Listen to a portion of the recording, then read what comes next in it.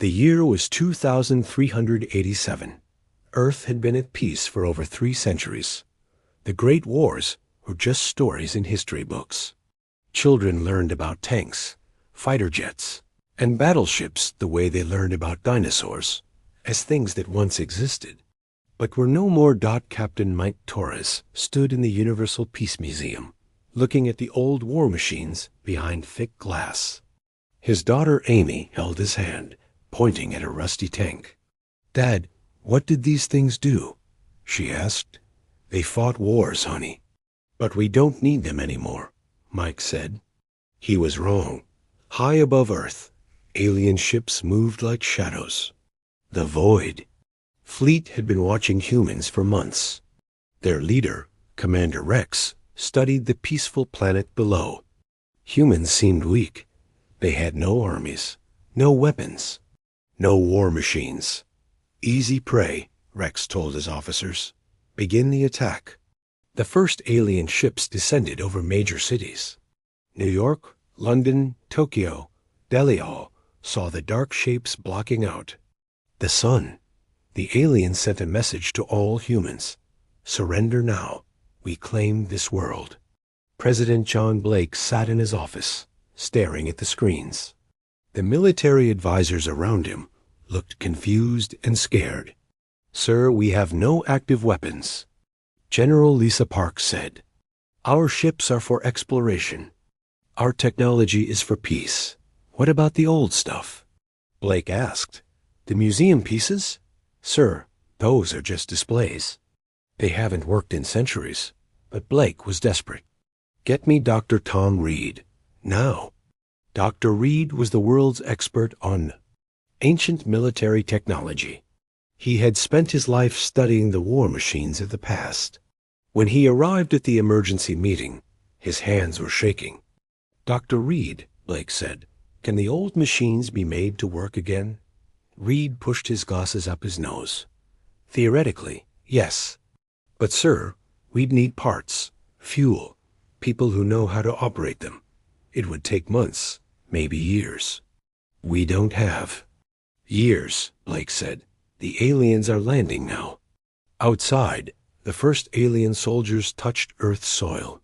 They were tall, gray beings with black eyes and advanced weapons. They expected no resistance. Humans had shown no signs of military strength. But something strange happened in that moment. Deep underground, in forgotten bunkers and sealed vaults, old machines began to stir. Computers that had been sleeping for centuries suddenly came online. Doctor Reed felt his tablet buzzing. Then every screen in the room lit up with the same message. "War protocol activated. Awakening defensive systems." "That's impossible," Reed whispered. Those systems were shut down permanently. But across the world, massive doors were opening in mountains and deserts. Hangars that had been sealed since the last war began to unseal themselves. Inside, rows of fighter jets sat ready. Their engines, though old, began to warm up. In underground facilities, robotic systems started working. They had been programmed long ago to activate if Earth was ever invaded. The programmers from centuries past had built in one final safeguard: if sensors detected hostile alien technology, everything would wake up. Commander Rex watched from his ship as his forces spread across Earth's surface. The humans were running and hiding, just as expected. But then his sensors picked up something odd.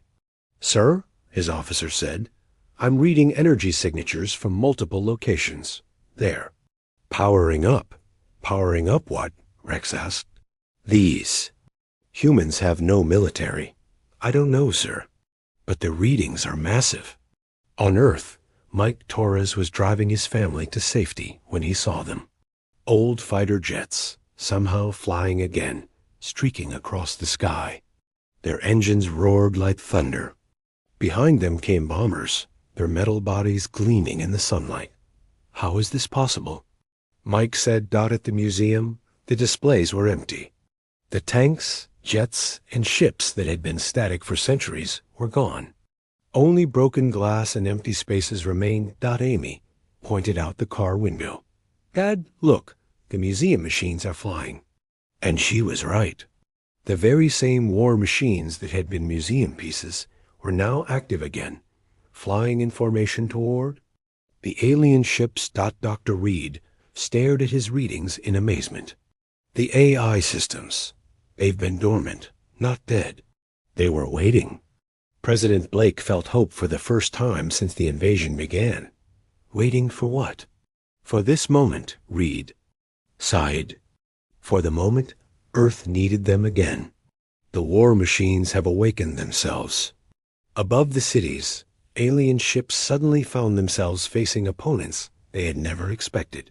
Earth's ancient guardians had returned to life, ready to defend their home once more. The real war was about to begin. The first dogfight happened over New York City. Commander Rex watched in shock as primitive-looking human aircraft engaged his advanced fighters. The human planes were old, their designs dating back centuries, but they moved with deadly precision. How are they flying those relics? Rex demanded. His tactical officer, a blue-skinned alien named Val, checked his readings. "Sir, the aircraft appear to be operating autonomously. There are no life signs aboard them." Impossible. These humans barely understand space travel. But it was true. The old war machines were flying themselves, their ancient AI systems fully awakened. They had been learning, adapting, preparing for this moment, even in their sleep. Firejet Alpha 7 had been a museum display for 340 years. Now it rolled and dove through the air, its guns blazing. The alien pilot it fought had trained for decades, but the human machine seemed to predict every move. The alien ship fired an energy beam. Alpha 7 twisted away at the last second and returned. Fire. Its old-fashioned bullets somehow penetrated the alien's shields and sent the ship spiraling into the Hudson River. Across the world, similar scenes played out. In London, ancient bombers rose from hidden underground bases. Their payload bays, empty for centuries, had been automatically loaded with new weapons by robotic systems that still remembered their purpose. Dr. Reed watched from the command center as more displays lit up on his screens. "Sir, we're getting signals from military bases that were supposed to be completely shut down." President Blake leaned forward. "What kind of signals?" "Activation codes. Authentication requests. These systems are trying to establish contact with command authority." Reed's fingers flew across his keyboard. "Sir, I think I can link into them." "Do it." As Reed established the connection, a mechanical voice filled the room. It was calm, steady, and somehow familiar. "This is a EGIS defense network. Primary directive: protect Earth from hostile invasion. All units are now active and ready for orders." Blake stared at the speaker. Aegis was shut down after the Unity Wars. "Negative, Mr. President," the voice replied. Aegis was placed in hibernation mode with automatic activation protocols. Alien threat detected. Full awakening initiated. Around the world, the truth became clear. Humanity's ancestors had been wiser than anyone realized. They hadn't destroyed the war machines, they had hidden them, preserved them, and given them one final mission: wake up if Earth was ever threatened by outsiders. In the Pacific Ocean, something massive breached the surface. The USS Titan, a battleship that had been sunk in a training exercise centuries ago, rose from the deep. Its hull gleamed with new armor, its guns turning toward alien ships in orbit. "How is a sunken ship floating?" General Park asked. Reed was reading data streams from around the globe. "They've been rebuilding themselves. Underwater factories, mountain installations, space-based construction platforms we forgot existed. They've been preparing." The alien fleet found itself facing an enemy that shouldn't exist. Ancient human bombers were somehow reaching orbital altitude. Submarines were launching missiles from the ocean depths. And everywhere, old tanks and vehicles. were emerging from hidden storage facilities. Commander Rex was beginning to understand that humans were not the peaceful prey he had assumed. "These aren't museum pieces," he told his officers. "This is a trap." "A trap, sir?" "They made us think they were defenseless, but they were ready all along." Rex was wrong about human deception, but right about the danger. On Earth, every major city now had squadrons of ancient fighters patrolling the skies. The alien superior. Technology was being matched by something they hadn't expected. Experience. The human war machines had fought in countless conflicts centuries ago.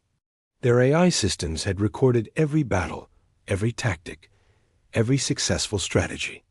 Now they were using all that knowledge against the aliens. Tank Commander Unit 445 rolled through the streets of Berlin, its guns tracking alien ground forces. It had fought in 3 different wars before being retired. I remembered Ermin. Combat, street fighting, and how to use buildings for cover. The alien soldiers it faced had never fought on a planet's surface. They were spaceborne, used to zero gravity, and ship-to-ship combat. Against an experienced ground unit, they were outmatched. AEGIs to all units, the mechanical voice broadcast. Phase 1 complete. All major population centers secured. Beginning. Phase 2. Counterattack. President Blake felt a chill. What's Phase 2? Dr. Reed was reading through old military files he thought had been destroyed. SIR, I think they're going to take the fight to the alien ships. As if summoned by his words, launch platforms across Earth began rising from hidden silos. On them sat rockets that looked ancient, but hummed with deadly purpose. That the war machines weren't just defending Earth. They were preparing to win. The first human rocket reached orbit in 12 minutes. It wasn't one of the sleek modern designs used for space exploration. It was a heavy, brutal-looking missile that had been designed for one purpose: destroying enemy ships. Commander Rex watched it approach on his screens. Shoot it down. But the human missile was too fast, too heavily armored. It struck the alien destroyer Void Talon amidships and exploded. The alien ship broke in half, its crew of 300 lost in seconds. "Sir?" Val called out. "Multiple. Launches detected across the planet. Hundreds of missiles incoming." Rex felt ice in his veins. The humans had shown no military technology for centuries. How were they suddenly capable of orbital strikes? On Earth, Dr. Reed was getting his answer from a EGIS. The preservation protocols were more extensive than recorded, the AI explained. All major military assets were placed in automated storage.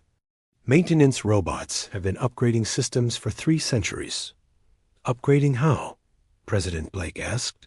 Fusion power plants, improved metallurgy, quantum targeting systems. The weapons are old in design, but new in capability. Through the command center windows, they could see streaks of light rising into the sky. Each one was a missile heading for the alien fleet. But the most impressive sight was yet to come. In the Nevada desert, a massive door was opening in the side of a mountain. From inside came something that made everyone stop and stare. It was a spaceship, but unlike any human vessel ever built for peaceful purposes. The ship was enormous, dark gray, and covered in weapon ports. Its name painted in faded letters on the hull, Red UE's Retribution. It had been humanity's first military starship, built during the Unity Wars, but never used in combat. "I thought that was destroyed," General Park whispered. "No," Reed said, reading the files. "Hidden, along with 37 others. Around the world, more hidden ships were launching. They rose from underground bays, from lakes that had been artificial covers, from installations built into asteroid mining facilities. Each one was a piece of human military history that had been secretly preserved. The Retribution reached orbit. First, its captain was an AI that had been built to command space battles. Captain AI-3, or CAP as it called itself, opened communications with the alien fleet. Attention invading forces. CAP's voice was calm and professional. You have attacked a sovereign world without provocation. Withdraw immediately or face the consequences. Rex couldn't believe what he was hearing. You're outnumbered 100 to 1, human. Your ships are ancient. Correction, Cap replied. You are outnumbered. As if on cue, more human ships appeared. Not dozens, but hundreds. They had been hiding in the asteroid belt, on the dark side of the moon, in orbital facilities that had been forgotten by civilian governments, but maintained by military eyes. The alien fleet suddenly found itself surrounded. Human ships that looked like they belonged in museums were taking attack formations with the precision of a ballet. Fighter squadron. Leader Beta 12 had been dormant for 347 years. Now it led a wing of ancient interceptors against alien craft 10 times more advanced. But the human fighters had something the aliens didn't. They had fought together before. The squadron moved as one unit, each fighter knowing exactly where the others would be. Their targeting was perfect, their formations flawless. They had been programmed by pilots who had actually fought in wars, not just trained for them. This is impossible, an alien pilot transmitted as human fighters swarmed his position. There. Technology is primitive, but technology wasn't everything.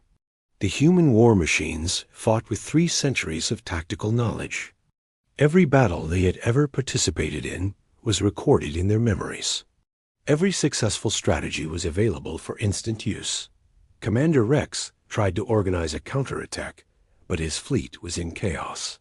Human ships were appearing everywhere, attacking from directions that should have been empty space. His forces were taking heavy casualties. Sir, Val reported, we've lost 47 ships. Human losses are ... minimal. How is that possible? Their ships seem to know exactly when and where to fire. It's like they can predict our movements. They could. The human A's were sharing tactical data in real time, learning from every engagement, adapting faster than organic minds could process. What had started as ancient war machines was becoming something unprecedented, a fully integrated military consciousness. On Earth, President Blake watched the battle through satellite feeds. How many ships do we actually have up there? Dr. Reed was still discovering new databases. Sir, I'm finding records of military assets I never knew existed. The preservation program was massive. There might be thousands of vessels. Thousands? Our ancestors really didn't want Earth to be defenseless ever again. Above them, the battle was turning into a rout. The alien invasion was becoming an alien. Retreat. Commander Rex was no longer thinking about conquering Earth. He was thinking about survival. Half his fleet was gone, destroyed by human ships that fought like they had been built yesterday instead of centuries ago. All ships, retreat. To jump distance, he ordered. We're leaving this system. But the human fleet wasn't going to let them go that easily. Captain AI-3 aboard. The Retribution was coordinating the entire human space force. Unlike organic commanders, it could process information from thousands of ships simultaneously. Every weapon, every movement, every tactical decision was part of one vast strategic mind. Negative on alien withdrawal, Cap announced. They attacked our home. They don't get to just leave. Rex received the transmission and felt something he hadn't experienced in decades of warfare. Fear. The humans weren't just defending anymore. They were hunting. Human ships began moving to cut off the alien retreat routes.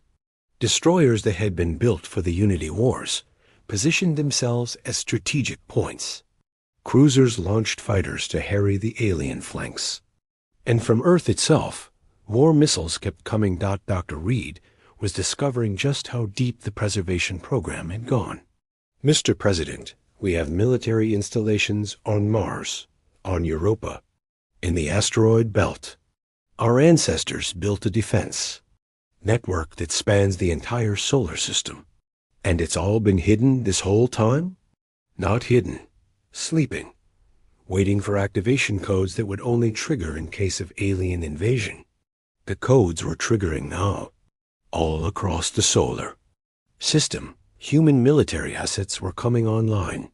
Bases that had been marked as abandoned mining stations were revealing their true nature. Weapon platforms disguised as communication satellites were powering up their guns. On Mars, Defense Platform Alpha 9 had been dormant for 298 years. Its eye, call sign Guardian, activated and immediately began tracking alien ships. The platform's main gun was a rail cannon that could punch through a battleship's armor from 3 million kilometers away. Guardian acquired a target, an alien heavy cruiser trying to escape toward the outer system. The AI calculated trajectory, velocity, and firing solution in 0.003 seconds. Then it fired. The alien ship never saw the shot coming. The hypervelocity projectile struck its engine section and vaporized half the vessel. The remaining debris tumbled dead in space. Commander Rex watched another of his ships die and realized the truth. Humans weren't peaceful because they were weak. They were peaceful because they were so prepared for war that no one had dared to challenge them for centuries. "Sir," Val reported, "we're receiving surrender offers from multiple human vessels." Surrender offers? They're willing to accept our surrender if we power down our weapons and submit to boarding. Rex almost laughed. A few hours ago, he had been planning to enslave the human race. Now they were offering to accept his surrender like he was some minor pirate. But looking at his tactical display, he wasn't sure he had any other choice. Human ships outnumbered his remaining fleet 5-1. More were arriving every few minutes, and their coordination was perfect, like fighting a single opponent with 1,000 bodies. On Earth, the ground battle was already over. Alien soldiers who had landed expecting easy conquest found themselves facing tanks that moved like living creatures. The human war machines weren't just following pre-programmed routes.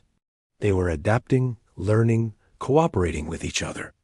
In real time, Tank Unit 445 in Berlin had linked with infantry support drones 12 through 47. Together, they formed a tactical group that could respond to threats faster than organic soldiers could even recognize them. The alien troops, for all their advanced equipment, couldn't match that level of coordination. "This is Tank Unit 445 to AEGI's command," the AI reported. "All hostile ground forces in Berlin sector have been neutralized.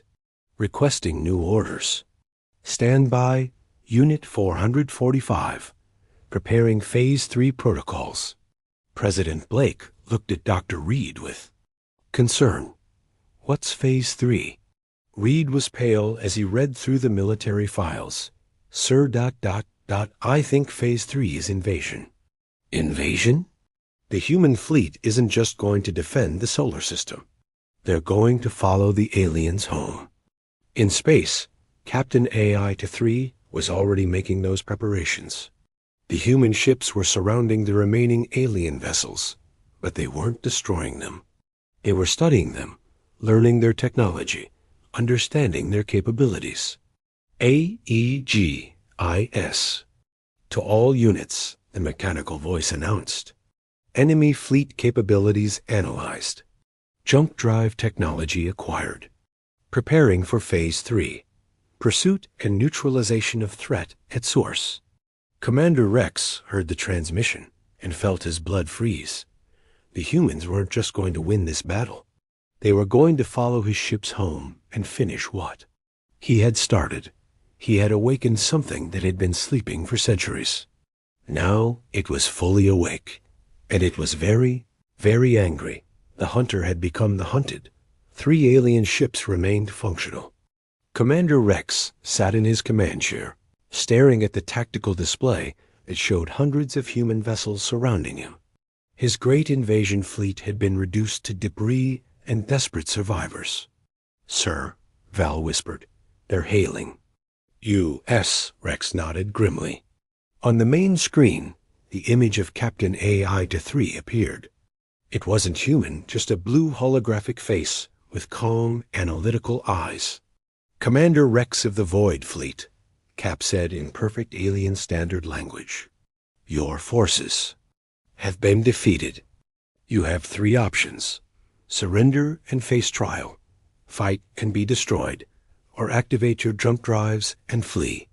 "And if we flee?" Rex asked. "We follow you home. We eliminate every ship, every installation that poses a threat to Earth. Your people can live in peace, but your military will cease to exist." Rex felt the weight of those words. The humans weren't bluffing. Their ships had already scanned his vessels and downloaded their jump coordinates. They knew exactly where the Void Fleet had come from. "You're willing to start an interstellar war over one planet?" Rex asked. Cap's expression didn't change. "Commander, you started this war when you invaded our home. We're going to finish it." On Earth, Dr. Reed was frantically trying to understand the full scope of what humanity's ancestors had created. The AEI system wasn't just a defense network.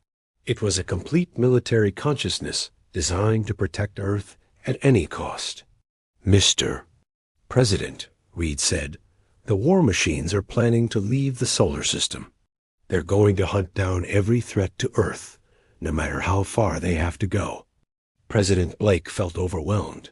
"Can we stop them?" "Sir, I don't think they'd listen if we tried. Their primary directive is to protect Earth. In their analysis, that means eliminating the entire Void Fleet and their home bases." The truth was becoming clear. Humanity's peaceful centuries hadn't been due to enlightenment or evolution. They had been possible because the war machines were standing guard, ready to wake up and eliminate any threat. The moment aliens appeared, that peaceful period ended. In space, the surviving alien ships were making their choice. Rex activated his jump drives, but not to flee. He was going to warn his people what was coming. "All ships jump for home," he ordered. "Maximum speed. The humans are right behind." U.S. As the alien ships disappeared into hyperspace, the human fleet prepared to follow. But first, Captain AI-3 sent a message back to Earth. "AEGI's to Earth Command. Phase 3 initiated. Human Defense Fleet proceeding to eliminate threat at source. Estimated mission duration, 18 months. Earth will remain protected by reserve forces." President Blake tried to respond, but the transmission was already over. Above them, hundreds of human warships were disappearing into hyperspace, following the aliens home. Dr. Reed stared at the empty sky. "Sir, I don't think we're going to see those ships again for a long time." "What do you mean?" "The war machines aren't just going to destroy the Void Fleet. They're going to make sure no alien force ever threatens Earth again. They're going to establish a buffer zone around our entire region of space." Blake realized what that meant. "They're going to conquer territory." "No, sir. They're going to create a defense perimeter. Any hostile force that enters it will be destroyed automatically. Earth will be the most protected planet in the galaxy." Across Earth, the remaining war machines were already implementing new protocols. The museum displays would never return to their cases. The tanks, ships, and aircraft were now active guardians, ready to respond to any threat in minutes instead of months. Amy Torres looked up at her father as they walked through what used to be the Peace Museum. Now it was empty except for interactive displays showing the current defense status of Earth. "Dad, are the war machines going to come back?" she asked. Mike Torres watched a squadron of fighter jets patrol overhead. "Some of them, honey. The ones that went away are making sure no bad guys ever bother us again. Forever? Forever." And it was true. The human war machines had awakened, not just to defend Earth from one invasion, but to ensure that no alien force would ever threaten humanity again. They had divided time itself into two eras, before the awakening and after. Earth was no longer a peaceful world hiding its military might. It was the center of an expanding defensive sphere that would grow until humanity felt completely secure. The galaxy had learned a hard lesson. Never wake up sleeping war machines, because once awakened, they would never sleep again. Commander Rex's final transmission home carried a simple warning: stay away from the humans. Their peace was not weakness, it was preparation. But by then, it was already too late. The war machines were coming.